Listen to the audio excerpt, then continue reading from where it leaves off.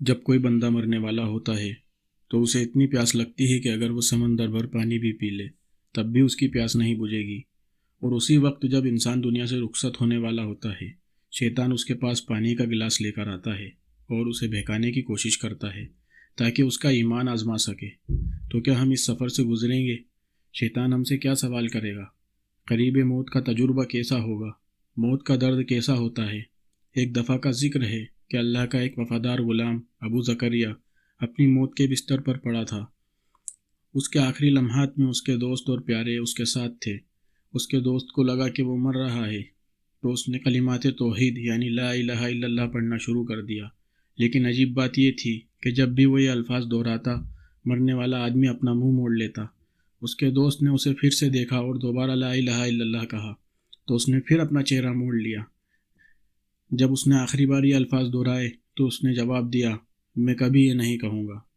اس کا دوست حیران رہ گیا اور سوچنے لگا یہ کیسے ممکن ہے جب یہ آدمی دن میں 5 وقت کی نماز پڑھتا تھا، روزہ رکھتا، سب کے ساتھ اچھا برتاؤ کرتا اور اللہ کو راضی کرنے کی کوشش کرتا۔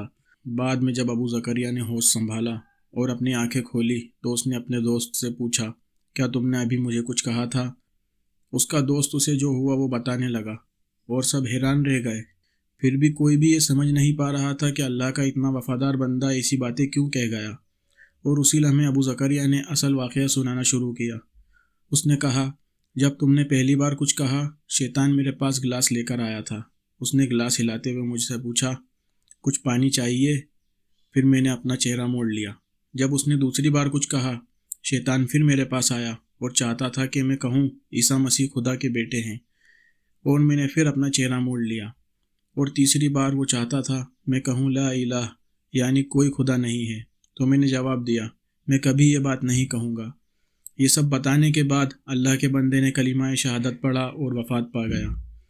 میرے بھائیوں، جس حالات سے اللہ کا بندہ گزرا اسے سکرات کہتے ہیں۔ یہ وہ آخری آزمائش ہے جو ہر انسان اپنے مرنے سے پہلے محسوس کرتا ہے۔ تم اس کہانی سے سمجھ سکتے ہو کہ وہ لمحہ کتنا تھکا دینے والا اور مشکل ہوتا ہے۔ اور اس کے علاوہ ہمارے ذہن میں بہت سے سوال آتے ہیں، تو یہ دردناک وقت کیسا محسوس ہوگا؟ کیا ہم بھی اس سے گزریں گے؟ ہمیں کیا کرنا چاہیے کہ شیطان کی آخری چال میں پھنس نہ جائیں؟ اس لمحے ہم غلط اور سچ کو کیسے پہچانیں گے؟ جی ہاں، ہم سب بغیر استثناء اس لمحے سے گزریں گے، اور شیطان پوری کوشش کرے گا کہ وہ ہمیں دھوکہ دے۔ وہ ہمارے ایمان کو پرکھنے کے لیے ہم پر حملہ کرے گا۔ اچھا، وہ آخری لمحے پر ہم کیا کریں کہ اس امتحان کو کامیابی سے پار کر سکیں؟ میں تمہیں ایک سادہ مثال دیتا ہوں۔ فرض کرو تمہارے ہاتھ میں ایک سیب ہے اور ایک چور اسے تم سے چھیننے کی کوشش کر رہا ہے۔ اگر میں صرف سیب ہاتھ میں رکھوں تو چور آسانی سے اسے چھین سکتا ہے۔ جب میں سیب کا ایک نوالا لوں تو اسے چھیننا تھوڑا مشکل ہو جائے گا، لیکن وہ اب بھی کسی نہ کسی طرح میرے منہ سے لے سکتا ہے۔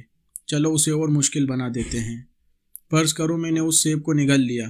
ہمیں لگے گا کہ اب وہ شاید اسے نہیں چھین پائے گا، لیکن ابھی بھی یہ امکان ہے کہ وہ چاقو سے میرا پیٹ پھاڑ کر وہ سیب لے جائے۔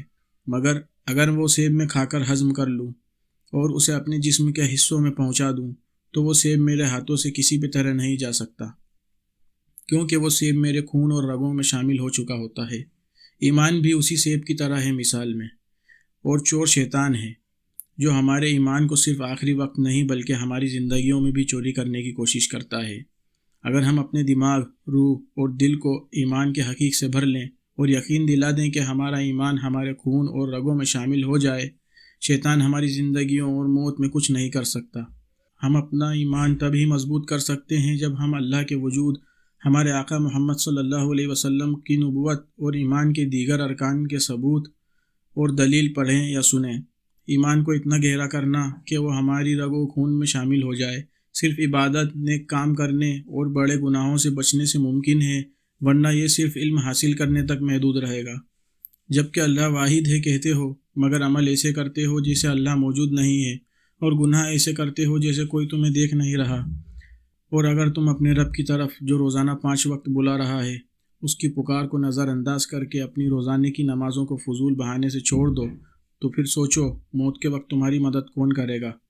وہ دولت جو تم نے زندگی بھر کے پیچھے بھاگی، وہ کمپیوٹر کے کھیل جو تم دن رات کھیلتے رہے، وہ غلط محبتیں جنہیں تم نے دل دے دیا اور کہا میں کبھی نہیں چھوڑوں گا، تمہارا گھر، تمہاری گاڑی، تمہارا مال یا تمہاری وہ پوزیشن، مرتبہ یا کیریئر جس کے لیے تم نے اپنی ساری زندگی جد و جہد کی؟